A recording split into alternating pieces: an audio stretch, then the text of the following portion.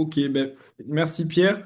D'abord, je me présente, je suis Guillaume Almer, je suis médecin du sport au CHU La Péronie à Montpellier et je travaille depuis 2 ans maintenant sur le Rett syndrome qui touche pas mal de monde. Et du coup, ce soir, on en avait discuté avec l'équipe pour vous présenter un peu rapidement ce que c'était le REDS et discuter de certains cas cliniques et comment ça se passe en pratique là-dessus. Donc, je vais partager hop, mon écran et tchic.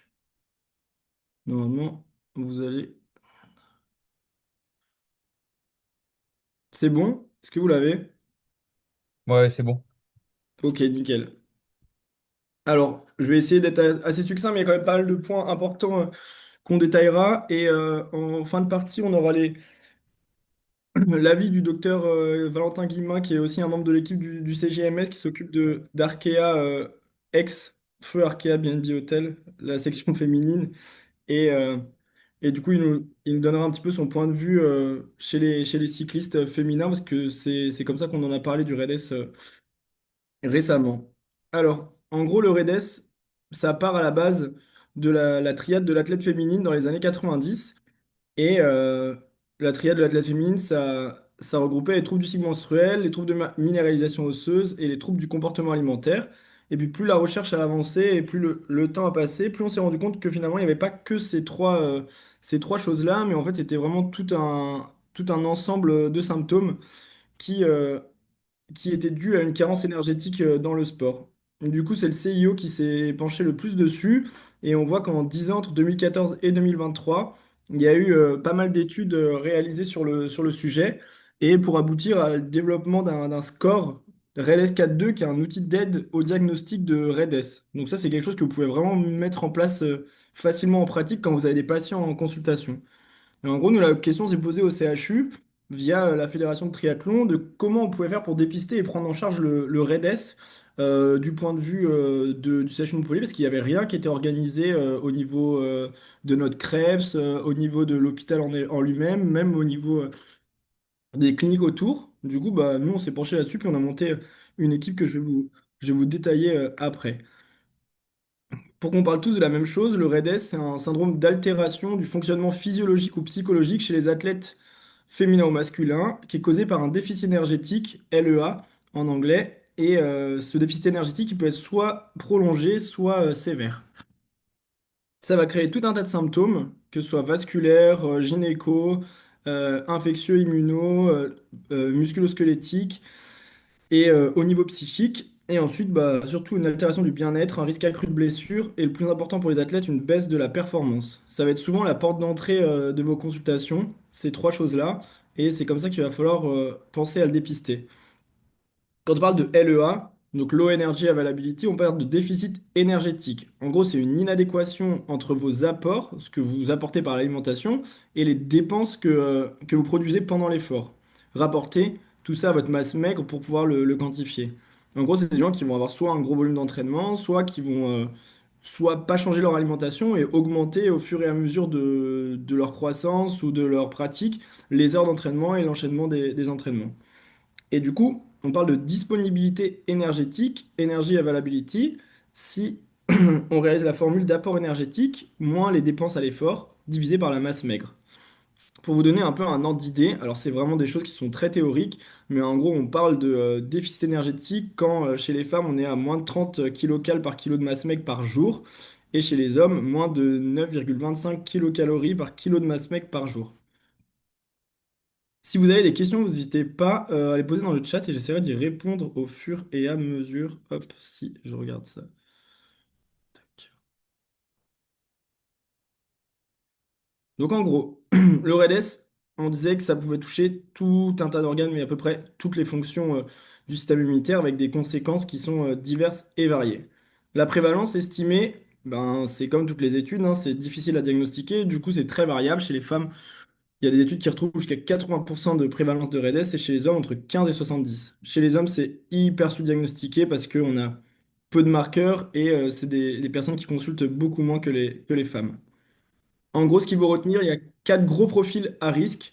Donc, c'est soit des sportifs qui souffraient déjà de troubles du comportement alimentaire, qui vont être à même à développer un REDS. Et ensuite, on a rajouté aussi dans cette Dans cette catégorie, les sportifs qui utilisent des régimes hypoglucidiques, eux, ils seront plus à risque à faire des raids sévères. Donc tous les régimes cétoniques, chez les cyclistes notamment, et les régimes hyperprotéinés avec les évictions de glucides. Ensuite, les sports qui impliquent un haut volume d'entraînement, bah, typiquement cyclisme, demi-fond, fond, triathlon, natation, gym. Ça, pour le coup, ça va être typiquement les gens qui seront à risque de REDS. Ensuite, les sports esthétiques ou à catégorie de poids. Donc, ça peut être les sports judo et sports de combat et sports d'haltéro, des choses comme ça. On en verra aussi là-bas. Et malheureusement, mesdames, bah, prévalence accrue chez les femmes. Ça, c'est dû. On ne sait pas trop pourquoi, mais en gros, les études retrouvent qu'il y a plus de REDS chez les femmes. Alors, la question surtout, c'est comment on le diagnostique, parce que c'est un peu ça là. Quand vous avez des gens en consultation, à quel moment il faut y penser et surtout comment on peut le diagnostiquer. Bah, pour aider les praticiens, le CIO, ils ont créé un outil qui s'appelle le REDS 4.2, donc c'est Clinical Assessment Tool, et qui est un modèle en trois étapes. La première étape, ça va être de screener les athlètes. Alors, c'est pas très sensible, pas spécifique, mais par contre, c'est facile à mettre en pratique et c'est peu coûteux. Pour le coup, bah, ça revient un peu à ce qu'on fait si il y en a parmi vous qui font des SMR, des suivis d'athlètes de haut niveau, avec tous les questionnaires qui sont fournis par les fédés. Bah, c'est visé aussi à dépister surentraînement, mauvaise nutrition, et là-dedans peut rentrer le REDS. Donc, on a des questionnaires spécifiques selon la population. Vous reverrez, on en discutera, mais le DEQ sur l'alimentation, le LIFQ, le LIMQ, c'est des choses qui sont vraiment très établies, notamment dans la population générale pour les troubles sur l'alimentation, en psychiatrie notamment, et du coup qui sont applicables à l'athlète. Ensuite, le deuxième step, c'est de classer en fait les patients dans des cases à risque non à risque ou bien un risque sévère. Et ensuite, c'est savoir bah, comment on le traite. Je vous ai mis du coup en QR code, vous aurez le diapo. Donc vous aurez le QR code avec l'accès au REDS 4.2. En gros, c'est un fichier Excel où il y a tous les marqueurs de REDS que je vais vous détailler après. Et dans lesquels vous avez juste à rentrer en fonction de l'athlète que vous avez devant vous, s'il présente les symptômes, si les résultats sont altérés. Lui, ensuite, il va vous le classer en différentes catégories qu'on va détailler. En gros, ça ressemble à ça. À gauche, vous avez le tableau féminin et à droite, vous avez le tableau masculin.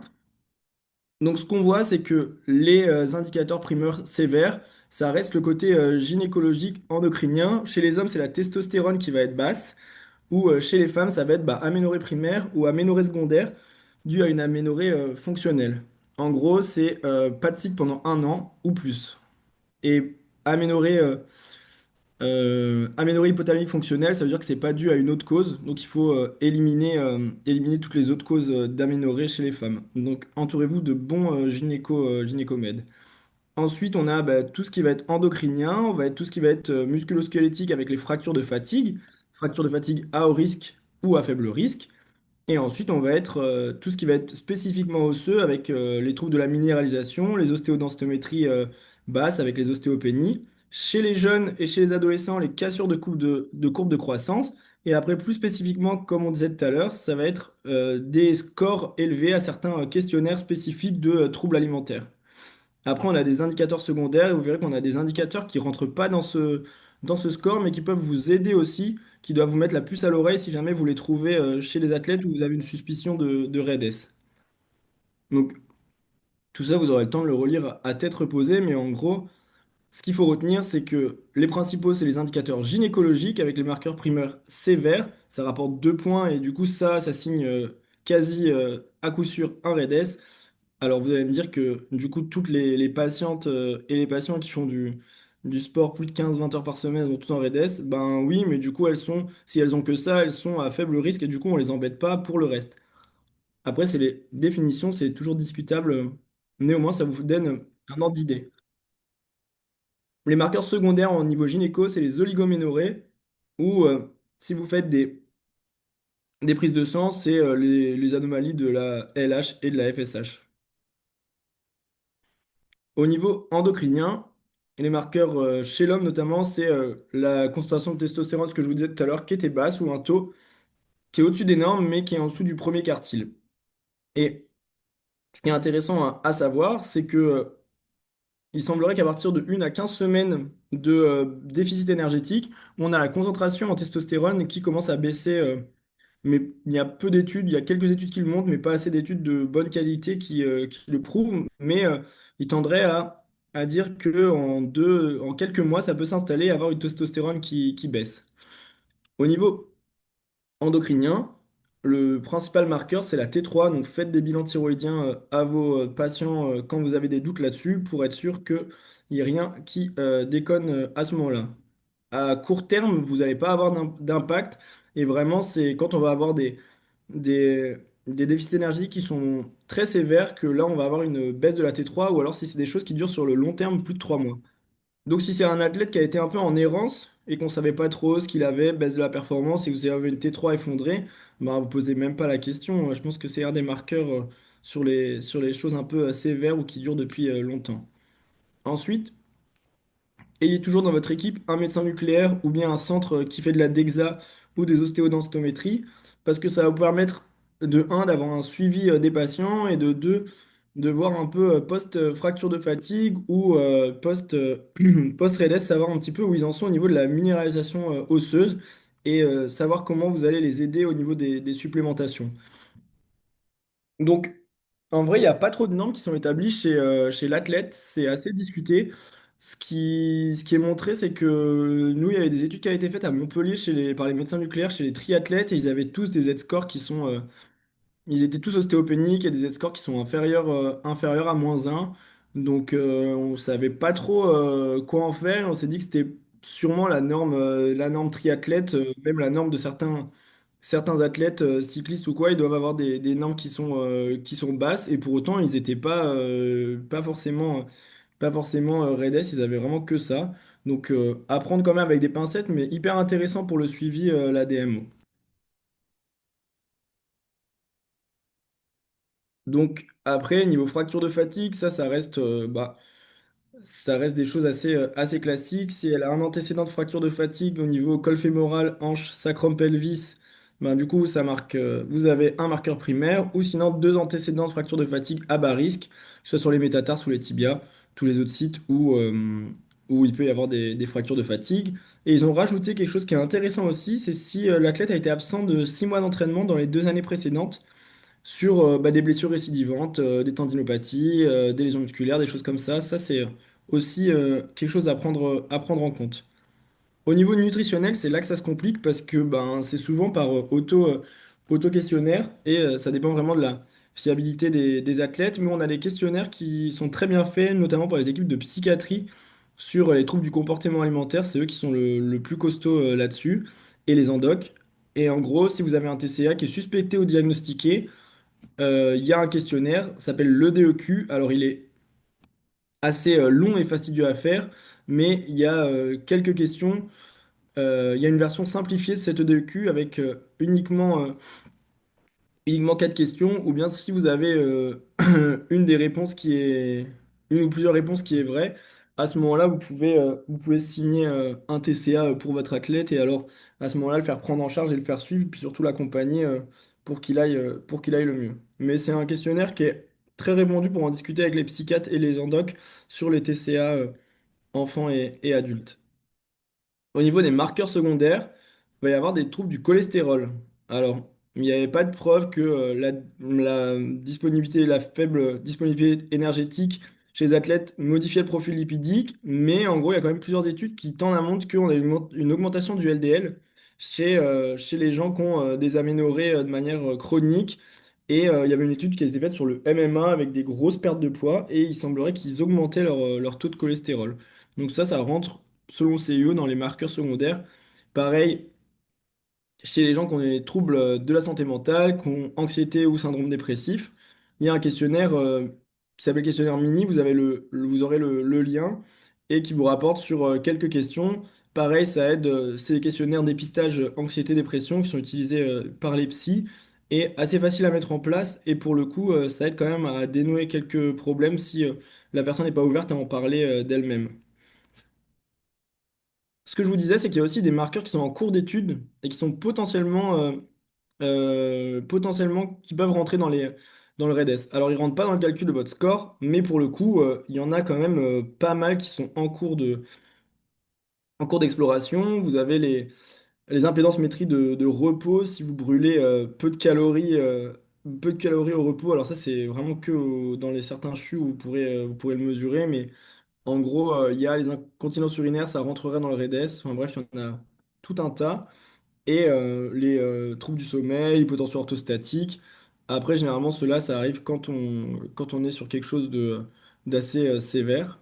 Et sinon, ce qui est assez intéressant, qui n'est pas encore marqué comme potentiel facteur REDES, c'est les troubles du fer avec des ferritines basses et des choses, des modifications récentes du métabolisme du fer. Ensuite, la deuxième étape, une fois qu'on a calculé notre risque, bah, ça va nous sortir différents stades. Donc en gros, si c'est vert, c'est que c'est un score clinique faible, que les questionnaires sont OK, qu'il n'y a pas de facteur de risque primaire. Il peut y avoir un indicateur secondaire et des indicateurs qui ne rentrent pas dans le calcul du score. À ce moment-là, on ne change rien.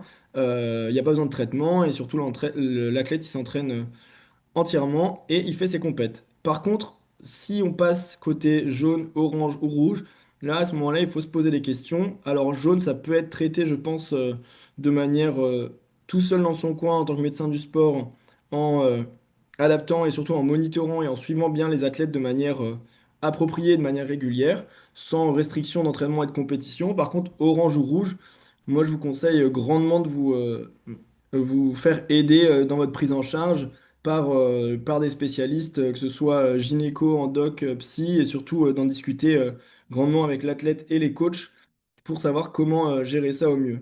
Je vais vous montrer à titre d'exemple ce que nous on fait en pratique.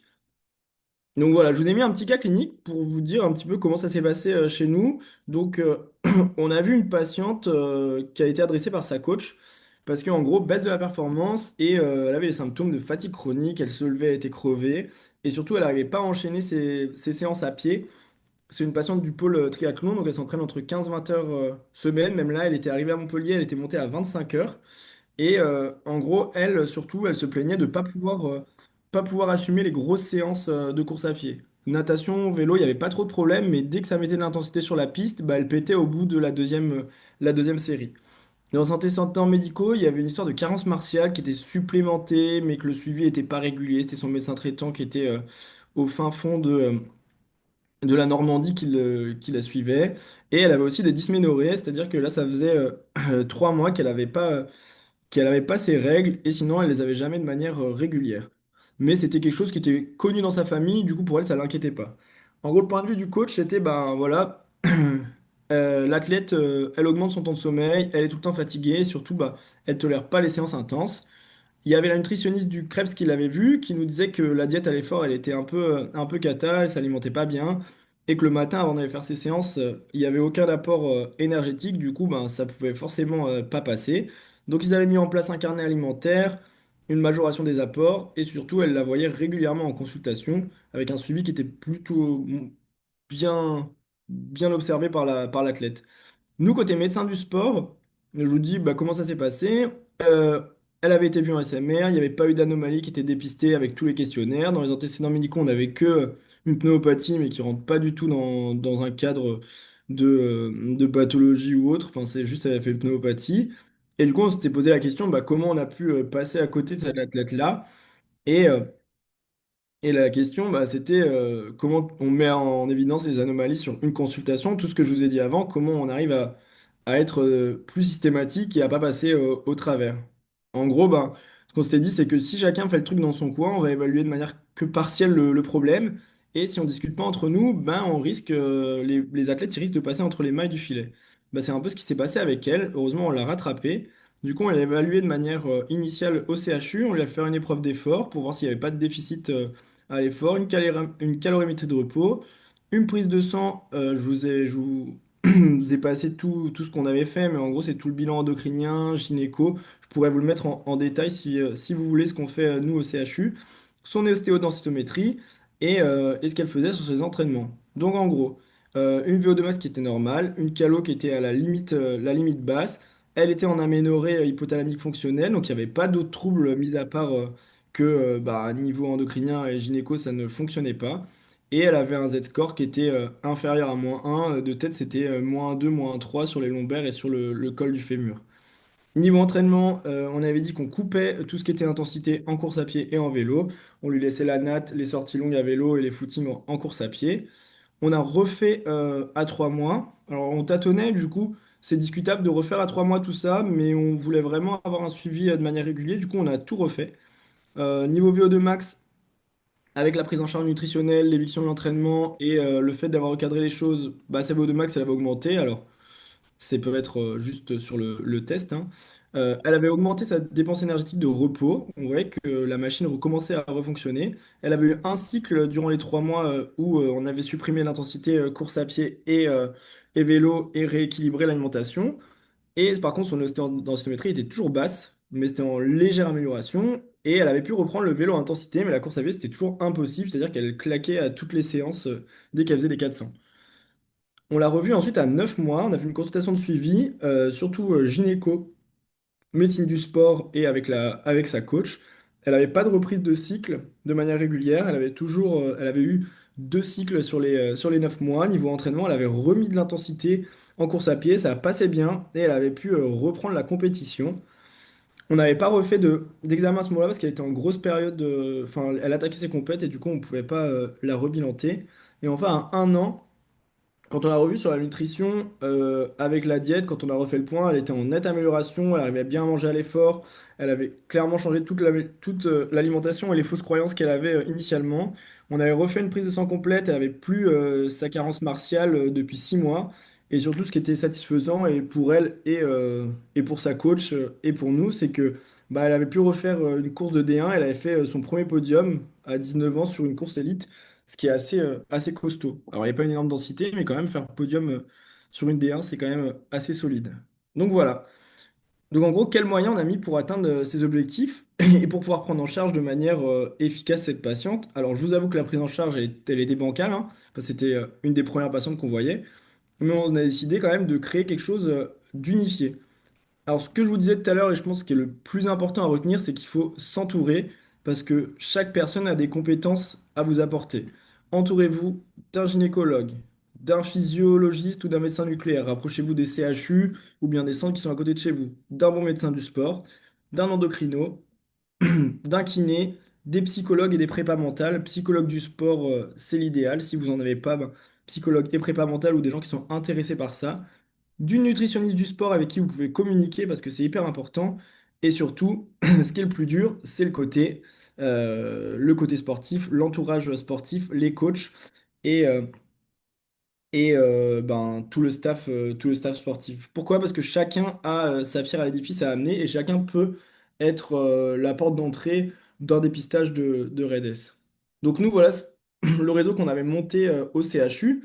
Donc vous voyez, hein, on est quand même nombreux, on est une quinzaine de personnes, on se réunit assez régulièrement et au moins tous les 2 3 mois pour discuter de certains cas et pour voir comment on peut avancer dans la prise en charge de nos athlètes. Donc ça avait été fait pour une soirée pour la Fédération française de triathlon et l'INSEP. Et on a monté un gros réseau avec bah, tous les corps de métier que je vous ai présentés.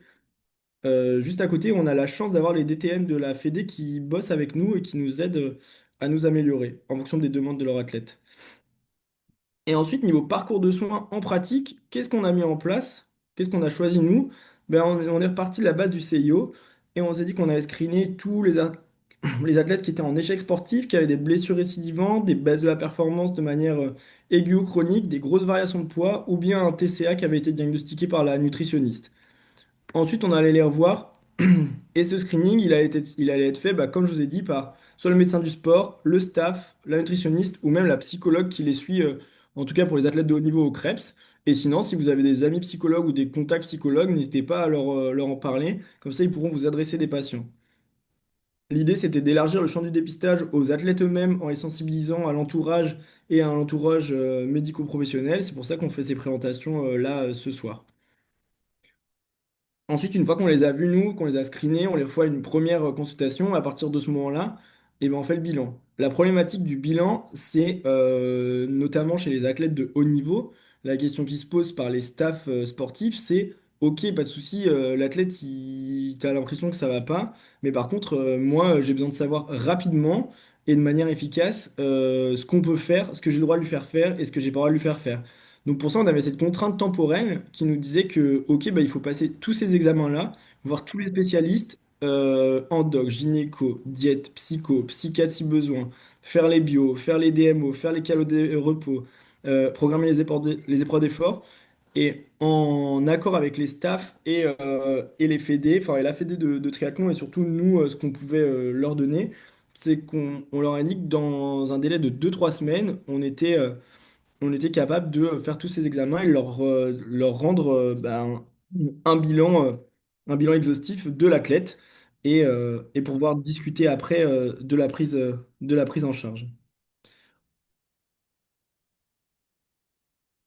Je vois pas le, je vois pas le, comment dire, le chat. Donc s'il y a des questions, vous n'hésitez pas. Pas de questions pour l'instant, Guillaume, tu peux continuer. Nickel. Du coup, non, c'est donné 2 3 semaines. Je pense que en fonction du profil d'athlète que vous avez, si c'est des trucs qui durent depuis longtemps, s'il n'y a pas d'échéance sportive vraiment dans les médias, bon, vous avez le temps de faire le truc, vous avez le temps de faire le bilan parce que généralement les troubles ils durent depuis un certain moment. Mais pour le coup, essayez vraiment de tout organiser, c'est quand même plus pratique pour vous et pour les athlètes. Donc dans le bilan, voilà tout ce que nous on réalise au CHU. On fait une consultation en médecine du sport et ensuite moi en fonction des athlètes je programme à peu près tout ça. Donc DEXA, calo de repos, test d'effort, bilan hormonal, vitaminique et marqueurs osseux. Une évaluation avec une diète qui est extérieure au CHU, une évaluation avec une psychologue, plus ou moins une psychiatre en fonction du profil des patients, et des expertises externes avec lesquels on travaillait à ce moment-là, Empower. Vous avez plein de chercheurs et de trucs de recherche qui s'intéressent là-dessus. Donc, allez vous renseigner. Enfin, si ça vous intéresse, je vous donnerai aussi les liens parce qu'il y a plein de trucs hyper intéressants pour lesquels ils sont chauds de recevoir des patients. Et on avait mis des référents de parcours pour que les médecins extérieurs puissent nous envoyer leurs patients. Ensuite, ben, on calculait Guillaume, le score. Et ensuite, on s'était dit, si vert ou jaune, on gère nous en consultation avec le staff. Et si orange ou rouge, à ce moment-là, on fait une RCP avec tout le petit monde que je vous ai montré tout à l'heure. Et on discute du cas, savoir, en fonction des expériences de chacun, comment on gérait et comment on manageait tout ça. j'ai une question, Guillaume, de la part de Pauline. Dis-moi. Pauline qui nous demande si les anomalies thyroïdiennes se corrigent spontanément à la correction du déficit énergétique. Oui, il n'y a pas besoin de traiter. Alors ça met du temps à se normaliser. Il n'y a pas forcément besoin de les supplémenter. Après, ça, c'est à discuter avec les endocrinos. Pareil, essaye de t'entourer avec des endocrinos qui sont sensibilisés à ça, notamment chez les TCA. Eux, ils ont les équipes qui gèrent les TCA, c'est à peu près la même gestion que les RED-S. Du coup, ils les supplémentent pas forcément et ils tolèrent des taux de T3 qui sont assez basses. Hop. Du coup, Merci. voilà. Donc, jaune, vert et jaune, consulte médecine du sport, orange, rouge, RCP, et on discute. Ensuite, après la prise en charge, on s'était dit, est-ce qu'on les revoit à 3 mois, à 6 mois, avec le recul, parce que cette présentation, elle date de l'année dernière, et avec le recul, je dirais qu'on peut les revoir en fonction du risque, s'ils sont en rouge à 3 mois, au moins les revoir en consulte, même de manière plus précoce si demandé par l'athlète ou le staff. Et par contre, refaire tout le bilan exhaustif à 6 mois, et même la DEXA, on peut attendre 6 mois ou 1 an quand on discute avec les médecins nucléaires parce qu'il n'y a pas de grosse variation de la densité osseuse dans les 6 premiers mois. Donc l'idée, c'est d'adapter et faire un traitement étiologique en fonction du bilan. Et selon le score 4-2, c'est modification de l'entraînement, le suivi psychologique et la modification surtout de l'alimentation, hein. On va pas se mentir, c'est vraiment le nerf de la guerre, c'est le truc le plus important. C'est sachez ce que mangent vos athlètes et faites-vous aider d'une nutritionniste qui tient la route, pas des micronutritionnistes ou des petits charlatans qui traînent partout. Vraiment, essayez de cadrer les choses. Et si besoin, nous, je sais que les psychiatres, ils signent des contrats avec les athlètes en disant, voilà, ben, tu respectes ça, tu respectes ça, tu respectes ça pour que ça aille mieux. Donc voilà, ça, je vous en ai déjà parlé sur qui fait quoi. Hop. Et ensuite, c'était à quel moment on intègre le staff sportif. Parce que la problématique qui va se poser, si c'est des athlètes isolés amateurs, bah, vous allez communiquer directement avec eux en consultation. Si c'est des gens qui sont gérés par des structures d'entraînement, il va falloir communiquer avec le sportif et c'est pas toujours facile.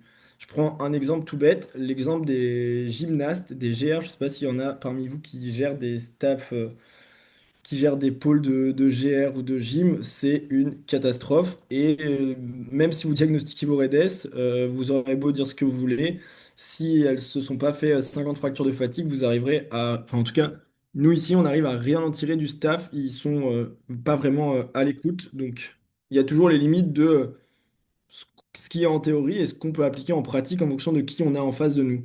Et du coup, nous, on s'était dit que le staff sportif, il nous l'adressait pour le screening et on en discutait en amont, en mode prévention. Et après, on leur refaisait un retour quand on avait revu l'athlète, rediscuté, fait le bilan et qu'on avait un peu le risque pour leur dire ce qu'on faisait et ce qu'on préconisait, en tout cas niveau charge d'entraînement. Et l'idée, c'est de faire le suivi conjointement entre les staffs, l'athlète et le médical pour aider pour aider à avancer et à améliorer. Voilà, en gros, niveau pratique, là, nous, ça fait bah, 1 an et demi qu'on travaille vraiment, bien, enfin, vraiment dessus.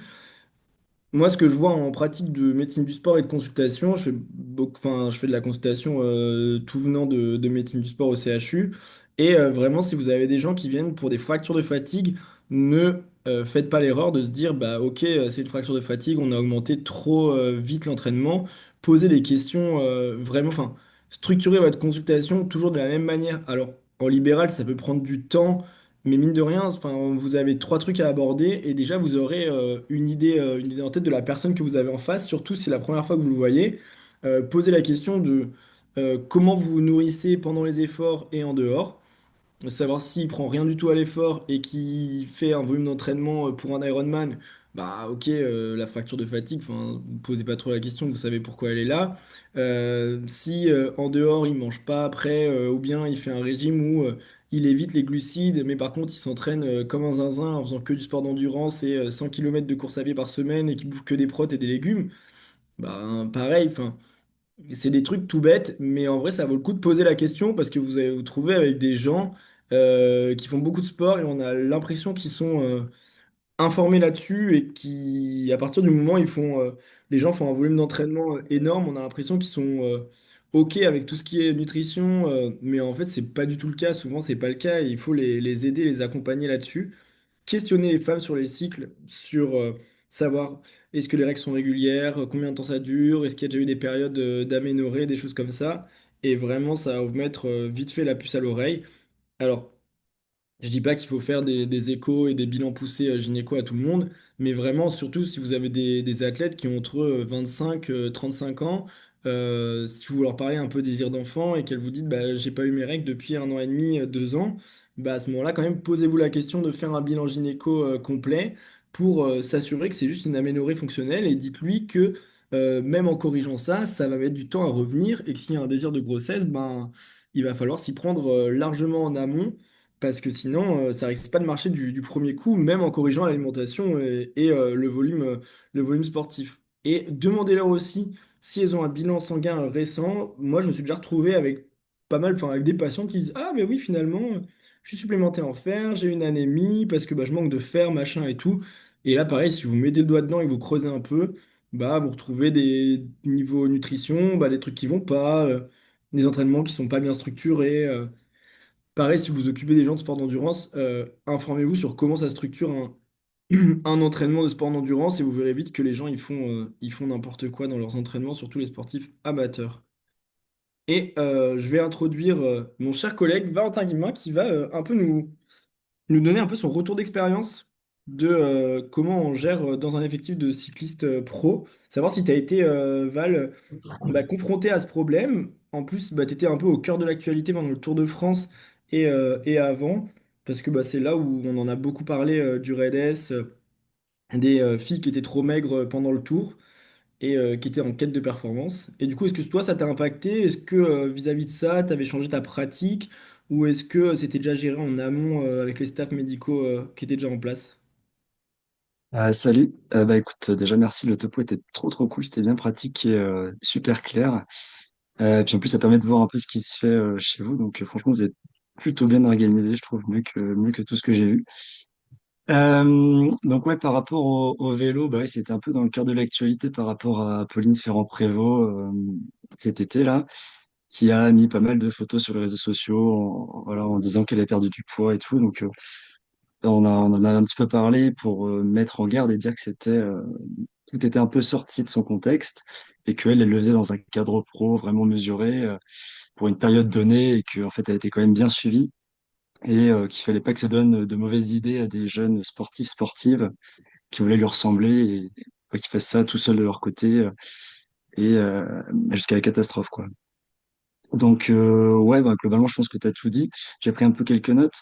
Le seul truc que je pense qui est important, c'est quand on est en consultation en pratique, c'est de repérer un peu les red flags, quoi, de savoir à qui on a affaire. On sait qu'il y a des sports qui exposent un petit peu plus au RED-S. Tous les sports à image de corps, hein, comme la danse ou tout type de danse, les sports d'endurance, donc vélo, course à pied, triathlon, etc. Tous les sports dans lesquels le poids a son importance. T'as pas mal parlé des régimes, et ça, je pense que c'est aussi un autre red flag. Euh, on on n'entre pas dans le RED-S de façon volontaire. Parfois, c'est juste des erreurs nutritionnelles. Le but, c'est pas forcément de perdre du poids. Donc, faut faire gaffe, je pense, aux patients qui sont végétariens, véganes. C'est complètement possible. Il faut vérifier qu'ils fassent pas ça n'importe comment. Et tu as parlé des régimes cétogènes aussi. Et ça me fait penser, c'est une petite digression, mais il y a le réseau NutriPerf. Je sais pas si les gens connaissent, mais c'est un réseau de gens assez sérieux qui ont lancé ça l'année dernière. Des formations en nutrition dans le sport. Donc, c'est vraiment intéressant. Vous pouvez les suivre sur les réseaux. Et eux, ils parlaient des régimes cétogènes, en fait, en disant qu'en finalement, maintenant, c'est établi que ça ne sert à rien, que ça ne marche pas, quel que soit le mode. Donc, ceux qui font des régimes cétogènes sur le long cours ou ceux qui mangent des glucides juste avant la course, Ouais. juste avant leur course, ça diminue les performances. Donc ça, c'est des choses qu'il faut dire aux patients parce que ça expose au RED-S syndrome. Et surtout, c'est des Euh, choses qui sont. Enfin, je te coupe, mais les régimes cétogènes et tout ça, faites attention avec vos jeunes patients, surtout les ados, les 16-18 ans. C'est des choses qu'ils voient tout le temps sur les réseaux sociaux. Et nous, c'est ouais. le questionnement qu'on avait eu avec les entraîneurs du pôle en disant ben, tous maintenant, ils veulent passer au régime keto, machin, parce qu'ils ont eu Pogacar qui faisait ça ou un tel qui faisait ça. Et vraiment, ils ont une influence sur les réseaux. Enfin, il faut vraiment pas sous-estimer. Bah, de toute façon, je pense qu'on est quand même une génération où on est sensibilisé là-dessus, mais il faut vraiment pas sous-estimer le pouvoir qu'ont sur les jeunes tous les mecs qui vont dire tout et n'importe quoi sur les réseaux sociaux, sur les régimes alimentaires et tout ça. Ils sont Ouais. matrixés par ça, donc faut vraiment essayer de les accompagner, faire de la prévention. Le mieux, ouais, si vous avez le cas, c'est d'aller discuter avec eux sur les pôles. Enfin, si vous êtes amené à bosser dans des crêpes ou des choses comme ça, allez discuter avec les jeunes et faites des petits séminaires, bah, des présentations un peu comme ça, avec des questionnaires, des book-claps et tout. Vous verrez que niveau fausses idées et idées reçues, c'est abusé le nombre qu'il y a Ah, c'est une sur nutrition. catastrophe, ouais. Ouais. Ouais, ils pensent que les protéines, on peut en avoir que en prenant de la whey. Mm. Ils font n'importe quoi sur le plan diététique. Ils mangent pas avant, ils mangent pas après l'effort. Et ils demandent souvent, enfin, il y a souvent des jeunes qui demandent qu'on les mette sous vitamines, sous aucune base, juste parce qu'ils ont des gens qui l'ont dit sur les réseaux, ou alors parce que, je vois qu'il y a une question dans le chat. Le nom des nutritionnistes, Euh, c'est Marquet, c'est docteur Marquet. Elle a une thèse en sciences appliquées. Et du coup, leur réseau, c'est NutriPerf. Ils sont sur Instagram. Et donc, qu'est-ce que je disais? Ouais, donc il y a ils sont très très influencés par les réseaux sociaux. Donc, les jeunes aussi sont un petit peu plus exposés, les femmes également.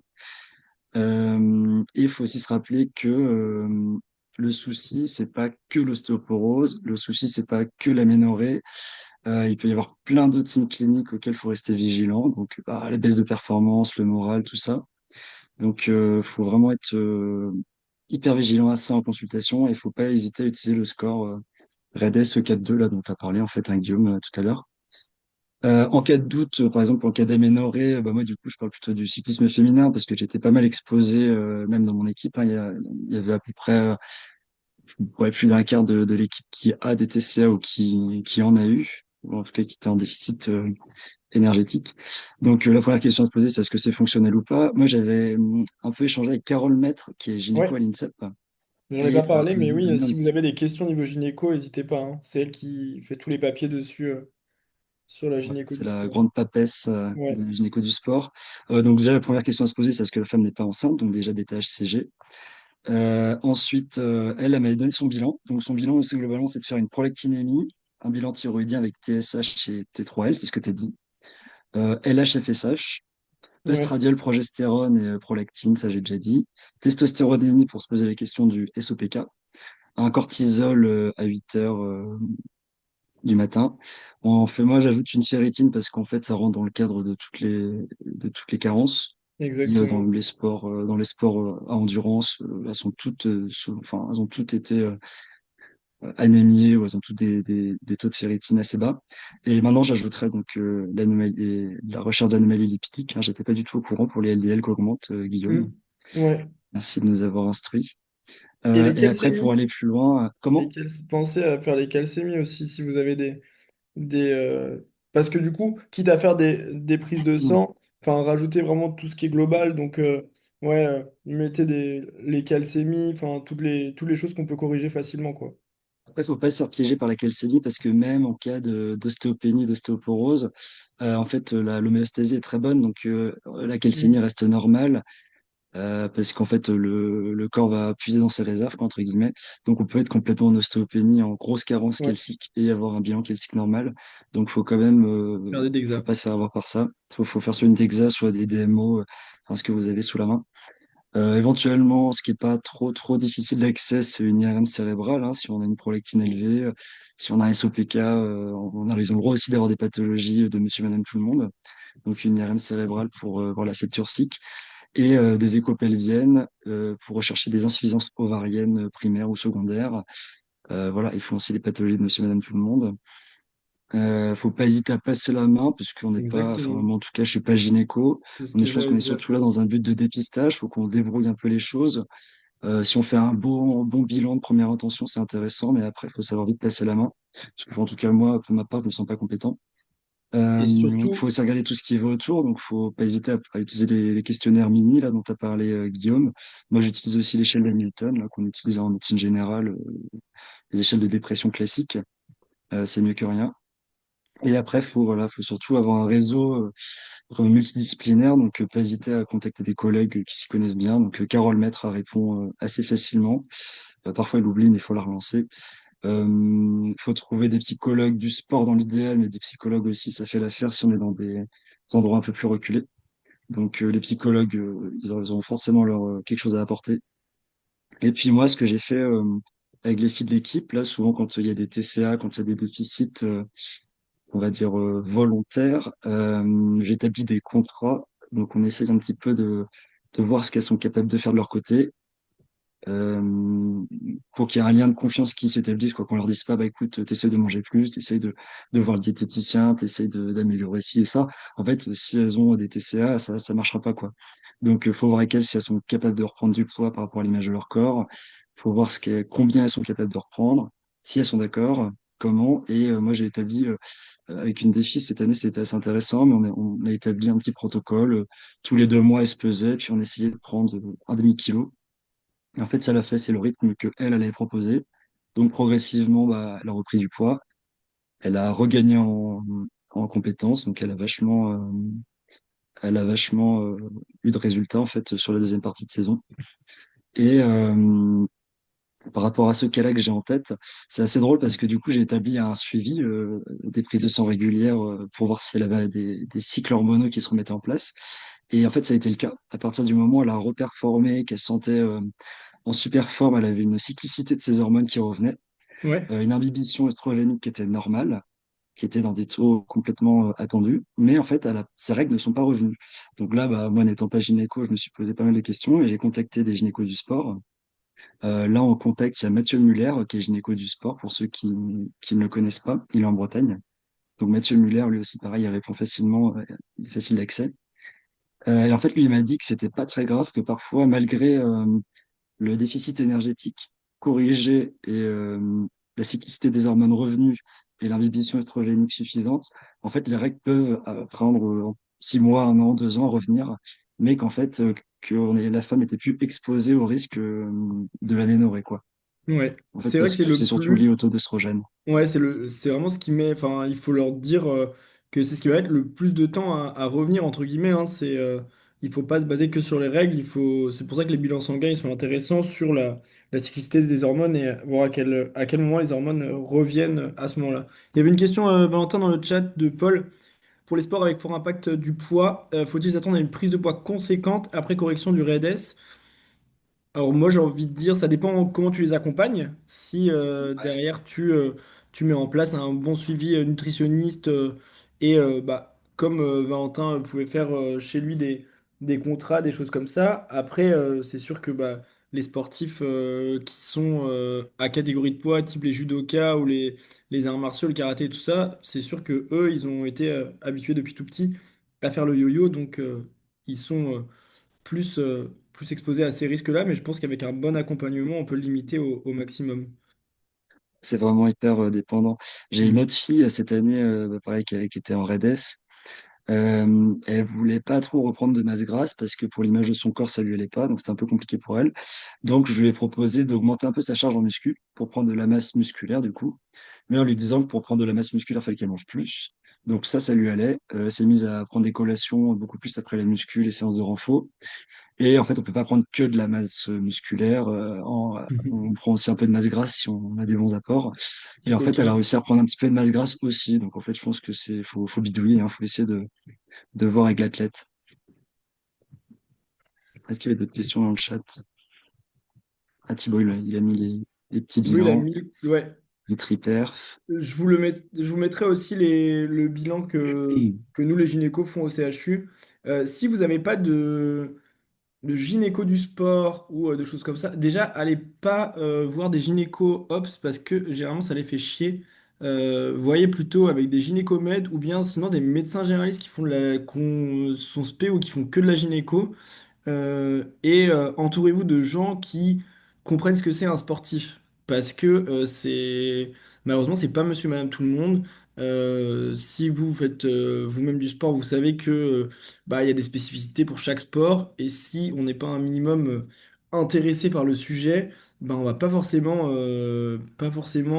aller chercher. Et puis on va dire, bon, bah, ouais, t'as pas tes règles parce que tu fais du sport. Ça, c'est un peu le truc tout con. Mais enfin, qu'on voit encore actuellement, hein. Je sais pas toi, Valentin, mais Ouais, nous, actuellement, on tout voit le encore temps.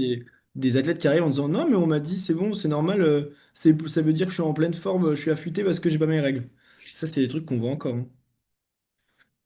Ouais, complètement, complètement. En consulte, on en voit souvent, et c'est le premier truc à leur dire, quoi. C'est pas du tout normal de pas avoir ses règles quand on fait du sport, quel que soit le sport, quel que soit le moment, même si c'est sur une période de compète. Il y a des facteurs qui peuvent un petit peu dérégler les règles, type les voyages, le jet lag pour les sportifs pros, les Mm. périodes d'examen aussi, parce qu'il y en a pas mal qui font des études. Mais faut leur dire qu'il faut pas du tout normaliser. C'est quand même un des premiers red flags qu'il faut qu'on ait en tête. Donc, faut leur dire. Pendant que Valentin il parle, je vous ai montré, ça c'est une affiche de sensibilisation qu'on avait fait, qu'on avait remis au CREPS sur le REDES pour justement faire de la prévention. Et ensuite, si ça vous intéresse, il y a le site Children Hospital de Boston qui a beaucoup fait de travail et de fiches explicatives sur le REDES à viser des athlètes, des jeunes et aussi des athlètes adultes. Donc tout ça, ce sera dans le diapo que je vous remettrai, après. D'ailleurs, je sais pas si on... Pierre, je sais pas si t'es là. Est-ce que le Bien diapo, sûr, je t'écoute attentivement. est-ce qu'on leur enverra? Vous pouvez, si vous voulez, envoyer le diapo, on peut l'envoyer par mail. Ouais. Sinon, de toute façon, la vidéo, tout le cours est enregistré et après, on le met sur le site de la SFTS où il y a un onglet. On va essayer de voir pour refaire l'onglet pour que ce soit mieux référencé. Mais en gros, ils seront tous sur le site du SFTS, de la SFTS, ceux qu'on a fait l'année dernière et ceux de cette année. Donc, Ok. le cours sera enregistré sans problème. Pour le diapo, si vous avez besoin, je vous ai mis mon mail. Non, je vous ai pas mis mon mail. Non, Tu l'as mais eu dans le chat. Ouais, je vais le mettre dans le chat. N'hésitez pas à m'envoyer un message si ça vous intéresse. Je vous envoie ça, comme ça vous aurez accès direct au diapo avec tout ce qu'on a fait, tout ce qu'on a dit là, puis plein de fiches explicatives que vous pouvez filer à vos patients. Hop. Euh, je vous mon mail perso. Non, c'est bon, je l'ai mis, j'ai mis ton mail dans le chat. Hop. Voilà, donc n'hésitez pas à m'envoyer un mail et puis si vous avez des questions ou quoi, on y répondra avec grand plaisir. Pareil, si vous avez des questions sur des athlètes ou des patients que vous voyez, j'ai pas une maxi expérience, mais si déjà vous voulez pas rester seul et que vous avez des questions, vraiment vous n'hésitez pas, on est toujours dispo, que ce soit Valentin, que ce soit moi et surtout, ouais, faites-vous votre réseau en fonction de là où vous exercez. Si vous voulez monter, pareil, si vous voulez des conseils pour monter une équipe comme ça et savoir comment organiser ça au niveau CHU, pareil, je pourrais répondre parce que ça nous a pris du temps et maintenant ça fonctionne. Je pense qu'on a le recul pour vous dire comment faire. Et du coup, voilà. Je sais pas si Val, t'avais des trucs à rajouter, Eh mais ben non, sinon. je pense que tout a été dit. Globalement, ouais, faut juste connaître les red flags et avoir un bon réseau parce que c'est franchement difficile, c'est jamais pareil. C'est toujours un peu galère à prendre en charge et c'est toujours long. Donc ouais, en fait, faut essayer de trouver un réseau et des gens qui sont là pour nous aider parce qu'on peut pas être endoc, gynéco, médecin du sport, traumatologue, etc., quoi.